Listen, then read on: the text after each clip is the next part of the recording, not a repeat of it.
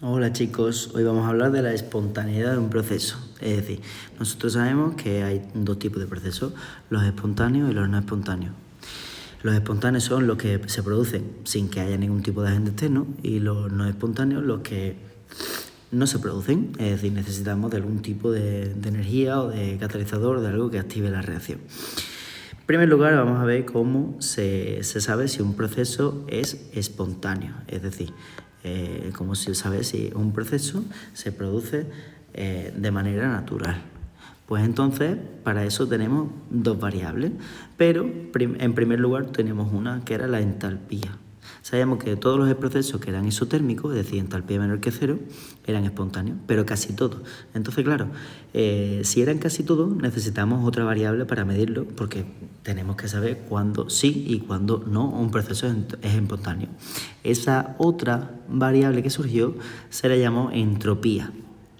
Que la entropía es la medida del desorden de un sistema. Es decir, si un sistema está muy ordenado, como por ejemplo un sólido, que están todos los átomos juntitos, pues ese sólido tendrá, con estos átomos de aquí, mucho orden. Si estamos hablando de un gas, que nos encontramos los átomos muy dispersos y con velocidades que van en todas las direcciones, pues el sistema estará muy desordenado. Entonces, con esa medida de la entropía podemos ya catalogar cómo sería de espontáneo todos los procesos.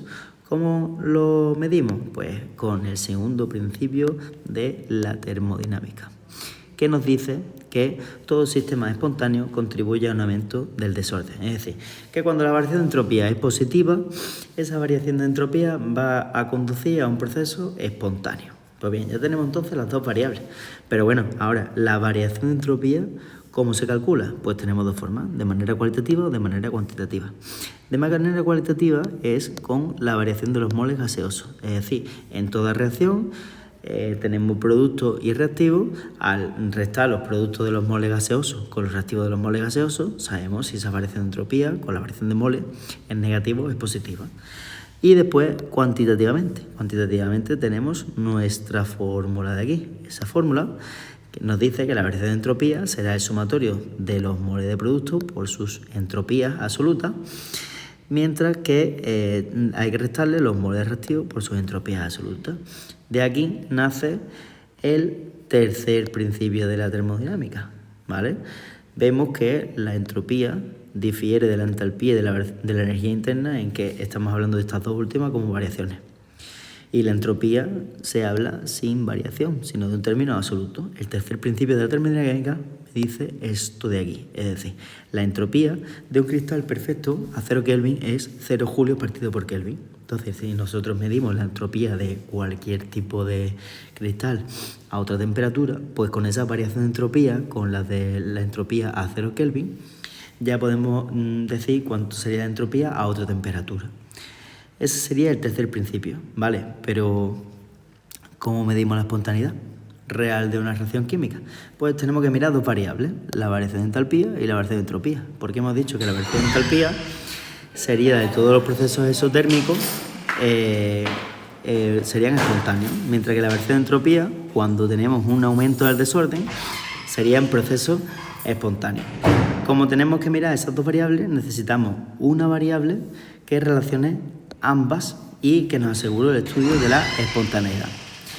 A esa variable la vamos a llamar energía libre de Gibbs y se denota con el símbolo variación de G. ¿Y cómo? Pues con esta formulita de aquí. La variación de G será variación de entalpía menos T por variación de S. Aquí tenemos tres casos. Si la variación de energía libre de G es negativa, proceso espontáneo. Si es cero, está en equilibrio. Si es positiva, proceso no espontáneo. Bien, vale, pues entonces vamos a ver ahora, primero vamos a recordar unos conceptos, que es que cuando teníamos la variación de entalpía negativa, proceso exotérmico, se libera energía, entalpía positiva, endotérmico, se absorbe energía, entropía positiva, aumento del desorden, entropía negativa, disminución del desorden. Entonces ahora tendremos 4 casos de estudio en la espontaneidad de un proceso. Primero, caso A, la entalpía es negativa y la entropía es positiva. Es decir, proceso exotérmico en aumento del desorden. Si la entropía es la entalpía, perdón, es negativa y tenemos que la entropía es positiva, tenemos entonces que positivo por positivo de la temperatura, positivo, por este negativo de aquí sería negativo, y restándole el término entálpico, estamos hablando de una variación de G menor que 0, o sea, sí, proceso espontáneo a cualquier temperatura, ¿vale? No hay ningún tipo de discusión. Si tenemos ahora que la variación de entalpía es positiva, es decir, endotérmico, y la variación de entropía es negativa, tenemos entonces que menos por más de la temperatura sería menos, que con este menos de aquí se transformaría en un más, y sumándole el término entálpico que es positivo, va a ser una variación de G mayor que 0, proceso no espontáneo a, repito, cualquier temperatura. Vale, ahora caso C y D, porque en el caso A siempre se ha favorecido el término para que sea espontáneo, el caso B para que no sea espontáneo, y en el caso C es cuando hay competitividad, es decir, la entalpía es positiva, no tiende a la espontaneidad, y la entropía es positiva, es decir, tiende a la espontaneidad. Si tenemos ahora que la entalpía es negativa y... Esto para Olga.